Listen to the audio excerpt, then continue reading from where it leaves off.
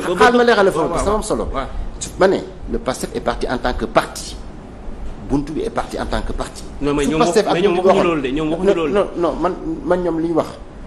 li ñu wax mais loolu c'est explication la. non c'est que j'ai vu man je suis mandataire. waaw mais ñoom waxuñu loolu. non dama ne. waaw liste bi Pastef la tudd.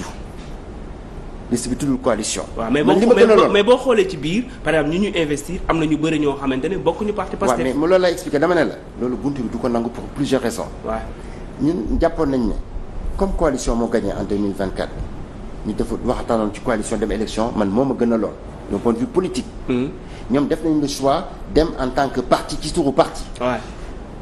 C'est leur droit parce que nee nañ am jafe-jafe parce que avec les coalitions ñun dem nañ ci suñu turu parti bugg am ay députés aussi pour imposer yi ma la jot a wax nii c'est 3 séries de propositions am na yenn ñaar yu des.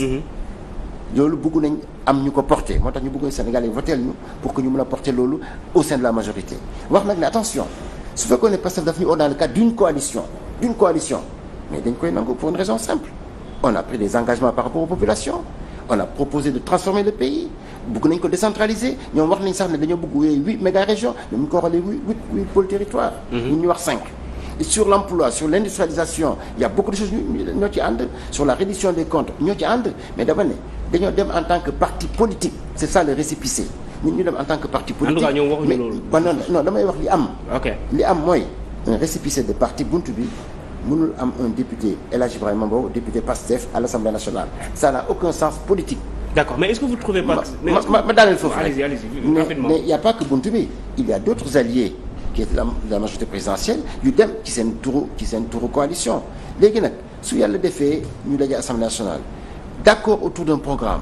mener un peu de transformation parce que waruñu fàtte ne li ñu indi fii 24 mars 2024 mais les Sénégalais ont donné des exigences les Sénégalais ont donné des objectifs les Sénégalais dañoo wax seen préoccupation ak seen attente en matière de transformation du pays ça je pense que le PASTEF seul en tant que parti ne peut pas le porter. mais li majorité bi ko porté woon. dañu am victoire ñoo ko war a mën a porté waat pour mener ces réformes à bien. mais est-ce que vous trouvez pas que c'est contradictoire le fait que nga ne da ngay ànd ak nga am sa liste bopp. bëgg a demal sa bopp ba pare ne yow majorité nga àndal est-ce que c'est pas contradictoire. non xam nga li du contradictoire mooy lan il y a l'opposition et le pouvoir nous avons contribué à la victoire du président Diomaye. À l'Assemblée nationale, nos députés seront très à l'aise au sein de la majorité pour une raison simple. On a participé, on a battu campagne, on a voté, suñu élément de programme dugal nañ ko dans le programme de la coalition Diomaye, on est très à l'aise. moo tax ma ne la li ñu gën loolu ñun en tant que buntu bi en tant qu'acteur politique. mooy ñu dem sous forme de coalition. mais puisque le parti Pastef a décidé d'aller seul. laa wax. avec son récépissé. mais libre aux autres aussi. parce que suñ ko defuloon déjà. non seulement. mën nañ bañ a bokk ci liste yi ñaareel suñu parti li ñu liggéey depuis 17 ans notre parti est quand même plus vieux que celui du PASTEF plus ancien. On a eu 11 élections bi may suñu 4e législature. On a un programme on a des idées on a des équipes moi je pense que tout est dans l'enrichissement du débat. Maintenant li ñu bañ rek mooy la pensée unique ñëpp xalaatandoor même couleur uniformité baaxul ci Assemblée nationale. donc d'accord ngeen foofu am ngeen fa divergence. mais bien entendu. d'accord mais est-ce que vous trouvez que c'est normal que parti politique boo xamante ne yéen ngeen demal seen bopp beneen parti politique ngeen am divergence. ba pare ngeen ni da ngeen di liggéey ensemble. non divergence c'est divergence mineure dégg nga ba ne la dans la décentralisation ñun on a proposé 5 méga régions ñoom ñu proposé 8 mais ça on peut discuter et trouver un terrain d'entente.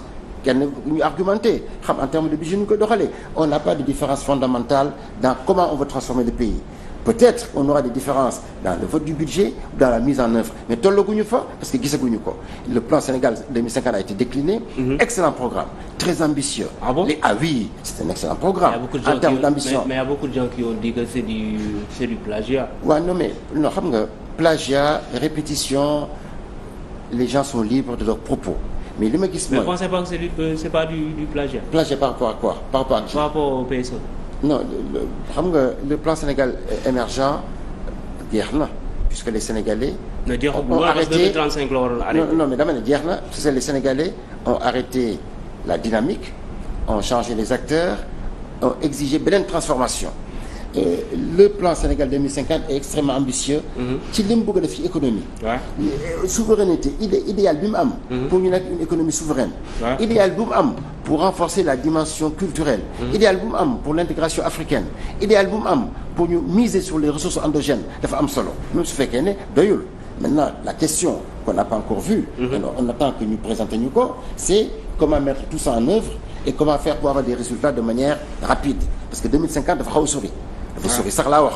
donc il faudrait que ñu décliner ko 5 ans. foofu àndoo ci quoi ci 2050. non si ànd naa ci man attention.